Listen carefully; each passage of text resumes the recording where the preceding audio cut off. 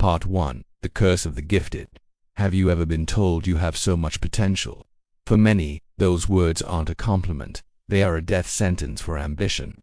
We live in a culture that worships intelligence, yet we are surrounded by brilliant people who are living remarkably average lives. They are the smartest people in the room, yet they are stuck in jobs they hate, paralyzed by indecision, and overtaken by those they once considered less capable. This is the paradox of potential.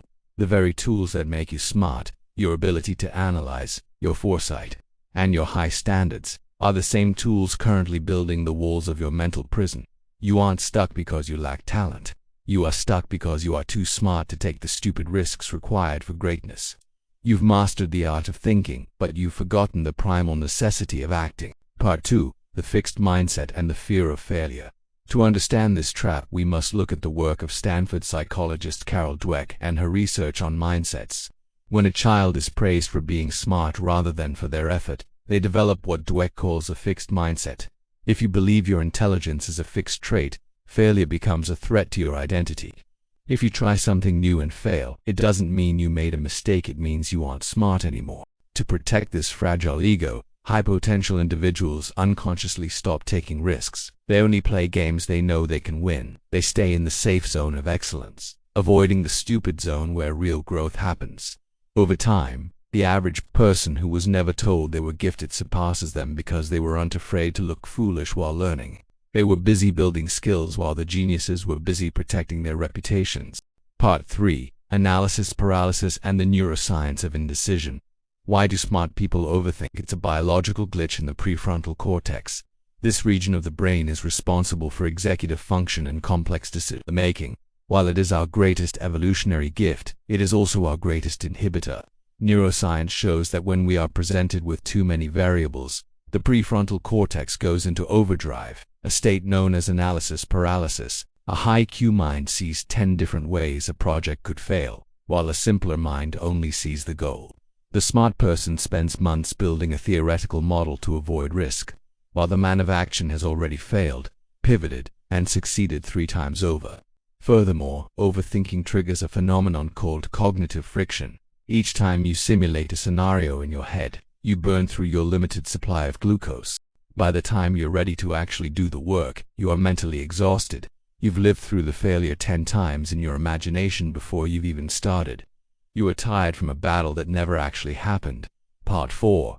The Strategic Ignorance of Success. There is a concept in high-performance psychology known as strategic ignorance.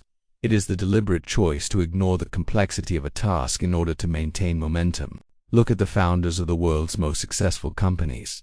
Many of them weren't the smartest in their class. They were the ones who were dumb enough to believe they could change an entire industry. They didn't calculate every risk because if they had, they never would have started. Intelligence often leads to hyperrationality, the belief that everything must be logical. But the world is not logical. It is chaotic and emotional. If you wait for the perfect moment or the perfect plan, you are waiting for a ghost.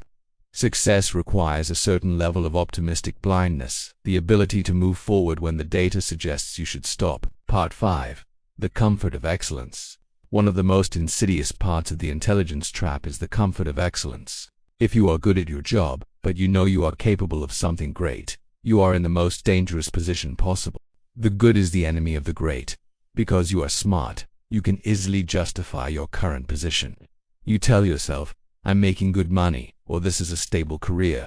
You use your intellect to build a complex series of excuses for why you are unchasing your true potential. You are using your brain to negotiate your own surrender. This is what Nassim Taleb calls the antifragile problem. You've built a life that is so stable and smart that it has no room for the volatility required for a breakthrough. Part 6. The Status Quo Bias and the Amygdala. Even when smart people realize they are trapped, their biology fights them. This is the status quo bias. The brain is wired to perceive change as a threat. When you contemplate quitting your stable job to start a venture, your amygdala, the brain's fear center, sounds the alarm. For an intelligent person, this fear is amplified by social status. You have more to lose. You've spent years building a persona of being a successful, smart person. The thought of being a failed, struggling entrepreneur creates a state of cognitive dissonance that is physically painful. Your brain would rather you stay miserable and smart than happy and unproven. Part 7. Breaking the trap, the 80/20ths of execution. How do you escape? It starts with the 80/20ths rule of information. The intelligence trap is fueled by the belief that you need more information to act. You don't. In 80% of cases, you already have enough information to take the first step. The remaining 20% of information can only be acquired through the act of doing. You must adopt the bias toward action. This is a mental model used by the elite that dictates, when in doubt, move. Action provides data. Reflection only provides shadows. You must learn to think with your hands. If you find yourself researching for the 10th hour this week, stop. You are not learning. You are procrastinating with a highbrow excuse. Part 8. The Stoic Perspective on Reputation. To break free, you must kill your reputation. The Stoic philosopher Epictetus famously said, "If you want to improve, be content to be thought foolish and stupid." You must embrace the beginner's mind. You have to be willing to be the person who doesn't know the answer. You have to be willing to ask the dumb questions. The intelligence trap loses its power the moment you stop caring if people think you are smart. When you trade your identity of intelligence for an identity of growth, the world opens up. You are no longer a statue to be admired. You are a force of nature in motion.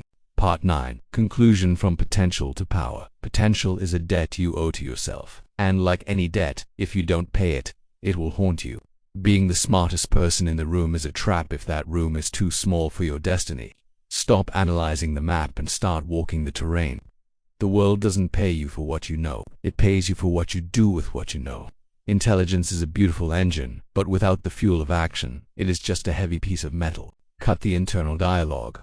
Silence the critic in your head. Stop being smart and start being dangerous. The script of the average life is written in the ink of overthinking. It's time to burn the script and start the work. Thanks for watching. If you enjoyed this video, please like and subscribe. See you soon in new videos.